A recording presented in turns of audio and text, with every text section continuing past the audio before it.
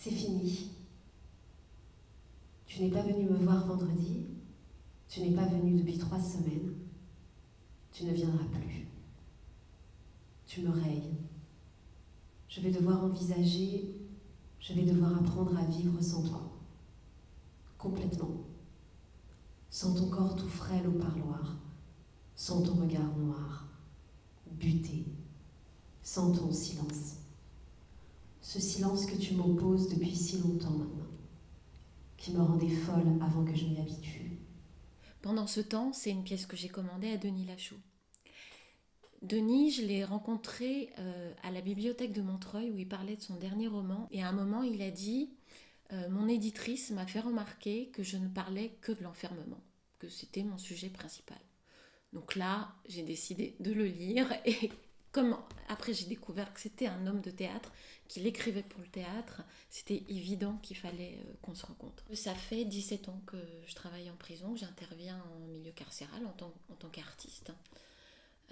C'était pas du tout prévu que ça dure aussi longtemps. Et c'est devenu quelque chose, ça fait partie de ma vie maintenant. Et petit à petit, je me suis rendu compte qu'il y avait un sujet, quelque chose de particulier qui, à mon avis, n'a jamais été abordé, c'est le lien avec les enfants. Mais quelle proposition théâtrale on fait à partir de cette rencontre, du réel, voilà. C'est ça que je questionne depuis plusieurs spectacles. Donc j'ai nourri beaucoup Denis, je lui ai raconté beaucoup de choses, de femmes que j'ai rencontrées à Fleury, des femmes que je continue de rencontrer. Et si on faisait un enfant? Quoi?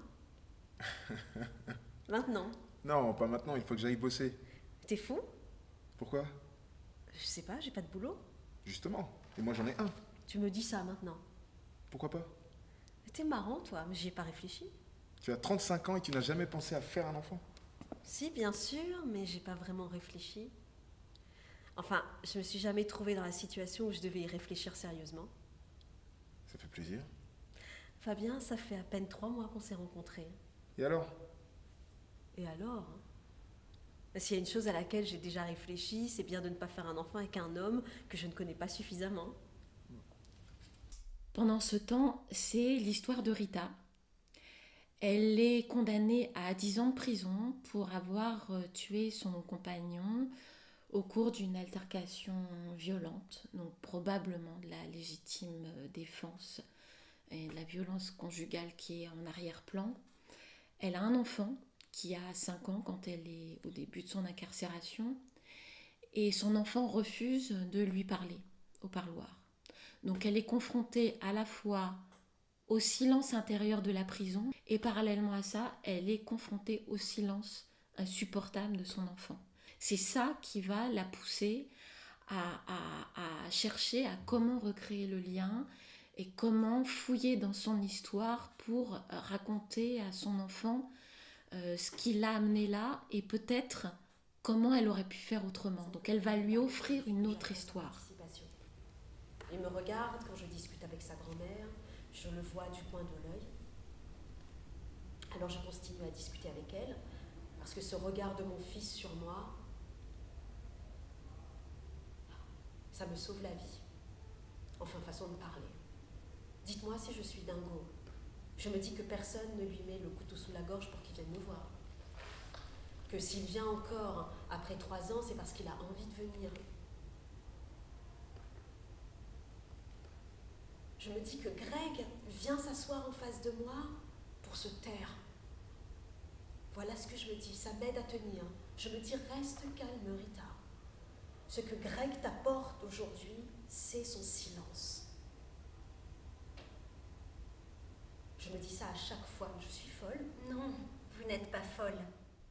Après, il y a la mise en scène, la question de l'espace théâtral. Pour moi, c'est un espace plastique. Le scénographe avec qui je commence à travailler, je vais parler d'emblée d'Annette Messager. Donc il n'est absolument pas question de représenter la prison.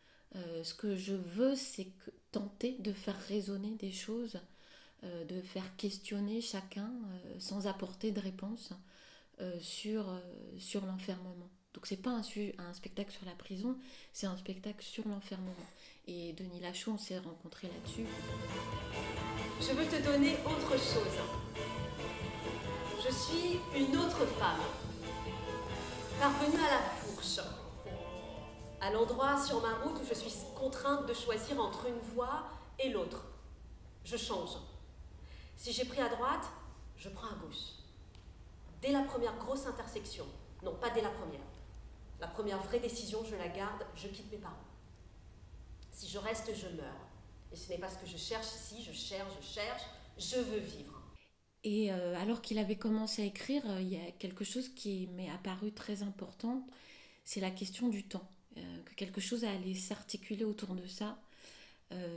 Que la prison, j'ai toujours cette sensation quand j'en sors, que la prison c'est un temps arrêté et un temps suspendu.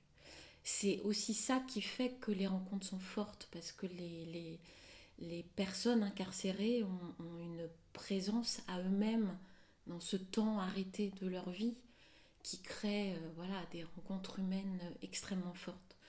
Et donc j'ai eu l'idée très vite qu'une des interprètes serait aussi une acrobate aérienne qui matérialiserait de façon poétique donc, et pas du tout réaliste, cette question du temps suspendu.